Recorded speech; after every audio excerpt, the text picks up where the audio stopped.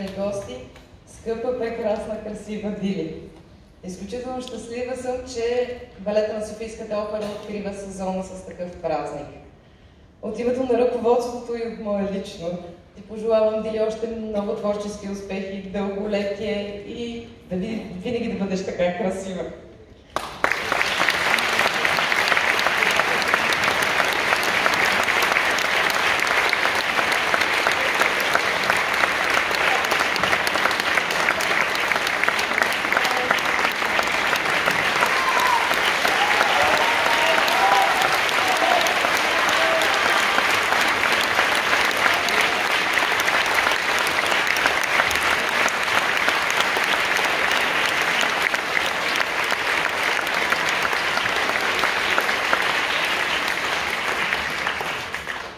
Уважаема публика, скъпи приятели, благодаря ви, че днес сте тук.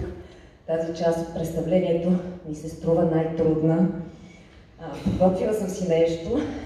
Искам да припомня ценни за мен думи на Уилям Фокнер. Аз вярвам, че човекът не само ще оцелее, той ще наделее. Той е безсмъртен, не само защото е единствен сред съществата, притежава душа, дух, способен на състрадание, саможертва и издържливост. Аз имах и имам щастието да бъда в досег с професионалисти,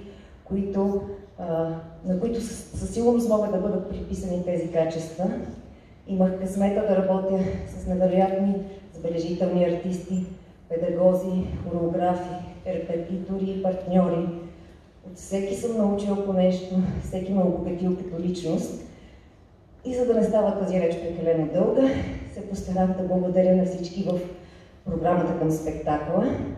Но тук, от сцената, не мога да пропусна да изкажа своята признателност към моята учителка Красимира Колданова.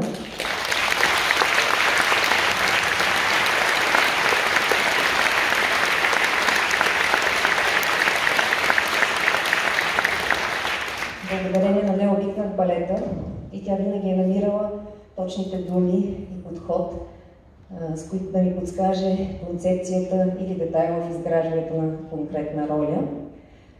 И на Ясен Вълчанов, мой партньор, репетитор, ментор и наставник през цялата ми кариера. Това е артист, притежаващ изключителната дарба, моментално да усеща всеки фалш, всяка неорганичност, безпогрешно да коригира всяко техническо затруднение. Огромно благодаря.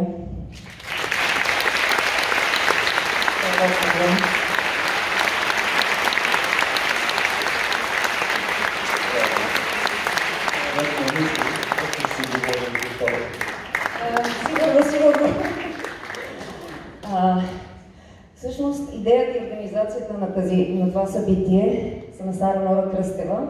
Аз самата, като човек, даже рождения си ден не празнувам, но действително почувствах спектакъла като истински празник, за което безкрайно и благодаря.